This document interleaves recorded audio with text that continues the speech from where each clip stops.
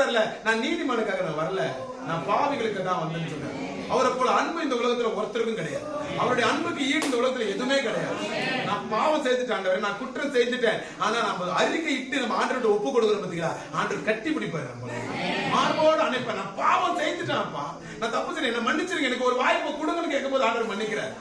தன் பாவத்தை அறிக்கையிட்டு விட்டு விடுகிறவனோ வாழ்வடைவான் வேதம் சொல்லுகிறது. அதை விட்டு விடுகிறவன் என்ன பண்றான்? இரக்கம் பெறுவான், வாழ்வடைவான், நிச்சயமா வாழ்வடைவான். தன் பாவத்தை வச்சு என்கிட்ட பாவம் இல்ல, என்கிட்ட பாவம் இல்ல, என்கிட்ட பாவம் இல்ல வச்சுக்கிட்டே இல்லைன்னு சொல்றதுதான் அழிஞ்சு போகும்.